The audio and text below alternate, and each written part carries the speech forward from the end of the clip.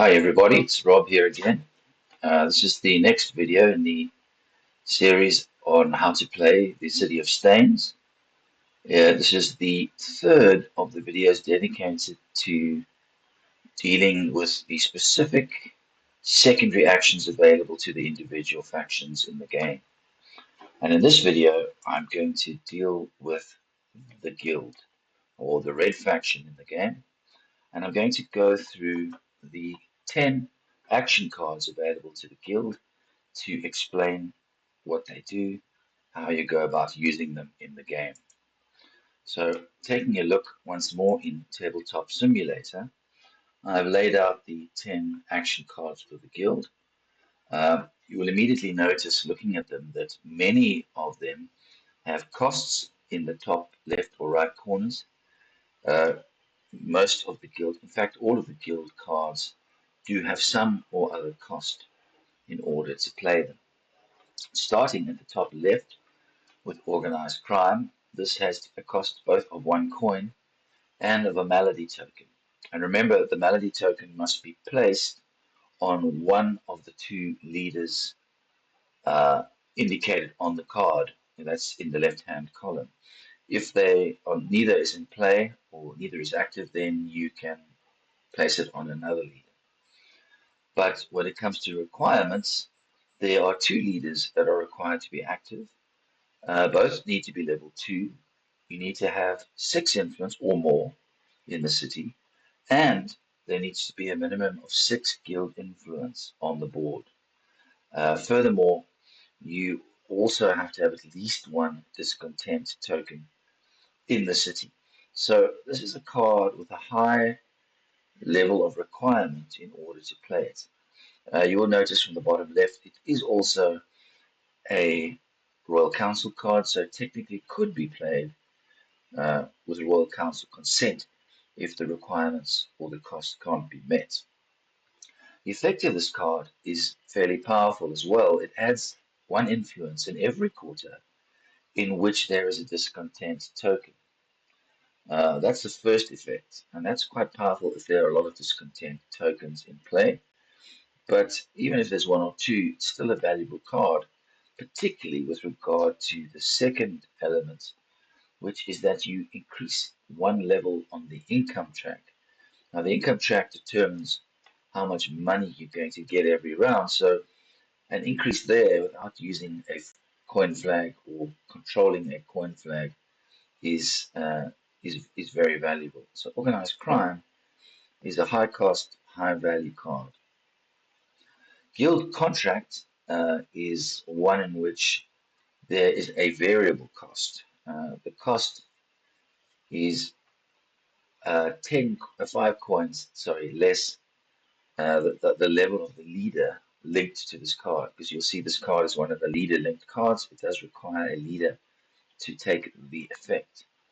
It also requires that that particular leader depicted on the card known as Meshik required to be active and that he be level 2. And you have to have at least 2 malady tokens on your player board in order to take this action. Now, they don't have to be on any particular leader, but the total number on your faction board must be 2 or higher. And the major effect is an assassination attempt. So a dice roll is required, but the effect is, if successful, that a targeted leader is placed in the graveyard. Remember, this card is leader linked, so you need a leader to perform it, and the target must be in the same quarter as that leader. If you do succeed, the secondary effect is to advance the level of any one of your leaders who are active. Just a reminder, you can't advance the level of a leader currently in jail, in exile, or in the graveyard. The next card is the rooftops. Now, the cost here is one influence, so you must remove an influence from the board, and the guildmaster must be active and level 2. What's more, there must be at least one building in play that is a residential building. the icon in the left-hand column is the icon of residential buildings. If those requirements are met, the cost paid, then this card has an ongoing effect. Once more, you see the symbol indicating ongoing effects, meaning that while this card is in play, your leaders can make one additional move on a turn. Remember, you can always take one move before an action. Well, this card allows you for the duration of the turn to make an additional move, and you can do that uh, before or after the action. So it gives you a lot more flexibility, or it gives your leaders more flexibility um, in the way they move about the city. As a second note, it also ignores the effects of a specific decree which the crown can put into place, known as the Ring of Steel, which has the effect that a specific quarter may be cordoned off, and leaders leaving or entering that quarter run the risk of taking malady tokens. You see, the secondary effect is to draw another card from your deck. So, Rooftops is a valuable and useful card to play early doors in a round because ultimately it's going to be replaced by a secondary card, a second card anyway in your hand. Then we get to Robbery. The cost for Robbery is 1 coin. You must have either uh, of the two leaders depicted must be active and level 2, not both, but either one or the other. The effect of the card allows you to steal coins from a faction, but it can only be from a faction who has a flag in the quarter where your linked leader takes the action. So you can only commit robbery against someone in whose area or which has a building containing one of its flags in the same quarter as your activating leader. If you succeed, and a die roll is required, you steal coins from that particular faction equal to uh, the number of flags that faction has in the city. This is the total number of flags the faction has in the city. So this is a card which will become more powerful the longer the game goes on and the longer uh, factions populate the city with buildings containing their own flags. The secondary effect is to allow you to draw an additional building card. Now, this can be drawn from the available face-up cards, in which case you have to pay for them, or alternatively, off the top of the building card deck, in which case no payment is necessary. The next card is Racketeering. Uh, the cost is 1 coin, and the requirements are interesting in that 3 specific leaders need to be active. They don't require any specific levels, but they all need to be active in order for this card to be played. It is a Royal Council card, so theoretically, if you couldn't engineer that all 3 of those leaders were there and active, you could, if you have control or influence in the Royal Council, you could technically play the card using that method, which will save you the cost as well. The effect of the card is that you draw a building card off the top of the building deck, and then you arrange that card with the 4 existing cards on the building card track in any order you choose, keeping one, and you don't have to pay for it. So you basically have 5 cards to choose from, 4 of which were already on the track and 1 drawn from the top. And then the 4 that you don't keep, you rearrange in any order that you choose, effectively adjusting the costs to suit your pocket, really. The secondary action is another draw another card action. So you see that there is a certain amount of theming in the guild's action cards, many of which allow further cards to be drawn. The 6th card on the bottom left position is Occupy. And Occupy, once again, costs a coin. requires one of those two leaders to be active. That's either of those two, not both. Furthermore, it requires a minimum number of buildings to be in play in the city, and that number is 5. So 5 or more buildings must already be in the city for this card to be played. It's another card requiring a dice roll, and in this case, if you succeed, uh, you will also um, place a ruin token in a local quarter. Now, a ruin token has various effects. It prevents building. In other words, it brings down the limit, the number of buildings can be built in a specific quarter. It also has two effects during the influence phase. Firstly, it adds a rat to the quarter, and secondly, it adds influence for the guild. So, ruin tokens are an effective way for the guild to gain influence every round without building buildings. It is, once again, a Royal Council card, so it can theoretically be played without requirement or coin spend. And the second reaction is to simply pick up or collect one of the rats from any quarter in the city and to place it on your player board.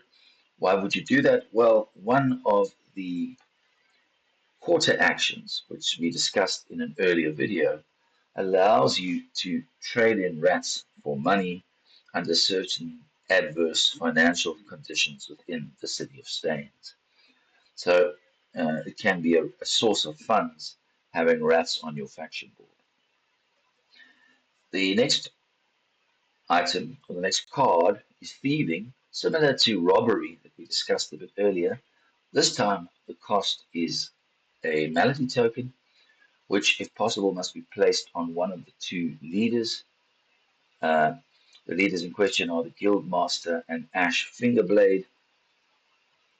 They are also, one or of those two leaders is also the requirement for playing this card, and that leader must be level 2. They are in the alternative to each other, so it's one or other of those two leaders. When you play this card, you steal double the number of coins from a faction with a leader in the same quarter as your leader. Uh, and it's double your leader's level. So, for example, if you were to use a level 3 leader to perform this action against a leader of another faction in the same quarter, and you were successful, i.e., you rolled the requisite 6 or more, then you would steal 6 coins from that faction. If you were level 2, you'd steal 4 coins, and if you were level 1, you'd steal 2 coins. The thieving also has the secondary action of drawing a rat onto your faction board from anywhere within the city. Then we have vermin. Cost is to remove an influence token, so you must have one to do so. The leader in question must be active and level 2. This card allows you to remove rats from the local quarter. A minimum of 1 rat in order for it to be considered successful, and place them on your faction board. And you can remove rats equal to the level of your leader. So if this were a level 2 leader performing this action, you could remove 2 rats and place them on your faction board. The minimum is 1, and it's only if that minimum is reached that you would have been successful in performing the action, and therefore that the secondary action would take place, and that allows you to gain a single treasure. Note as well that this particular card is also a Royal Council card, although the requirements are not particularly high, so it's unlikely that you need to invoke the Royal Council in order to play it. The penultimate card is called Delve. This is a very good exploration card. The cost is 1 coin.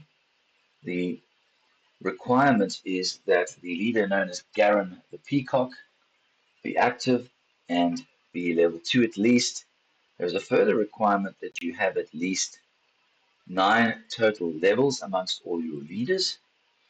If those requirements are met and if you pay the cost, then you can look at any 2 face-down exploration tokens on the board. And you look at them secretly, don't show other players, and then you're entitled to take one of them and reveal it and have its effect take place.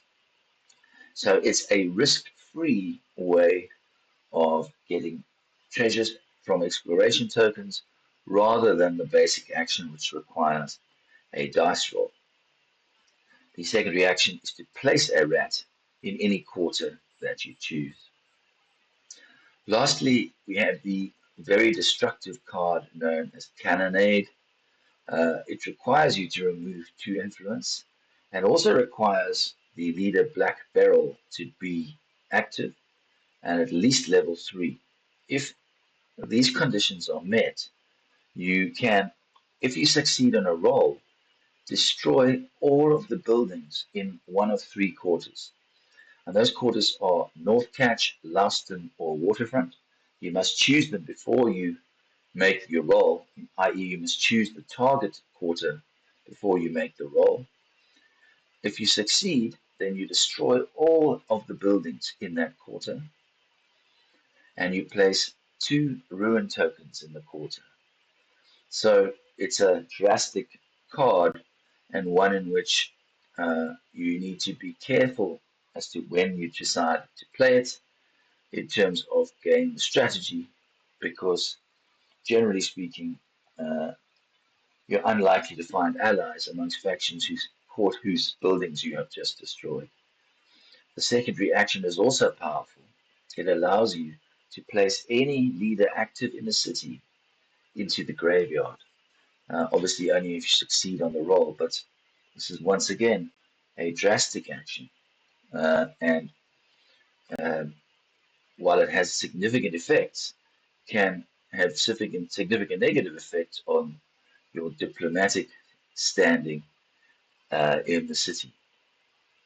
Anyway, that is the card actions or the advanced actions available to the player of the guild. You will see that they follow a specific theme, that they allow a significant amount of redrawing of cards and of cycling through the deck, and potentially significantly more flexibility when it comes to movement of leaders throughout the City of Staines. I hope you've enjoyed and got value from this explanation of those cards, and I look forward to seeing you on the next video, in which we are going to set out and discuss the cards available to the next faction, being the enemy, the shady underworlders attempting to bring down the city by insurgency. But when it comes to the guild, that is all, and I will see you on the next video. This is Rob saying goodbye.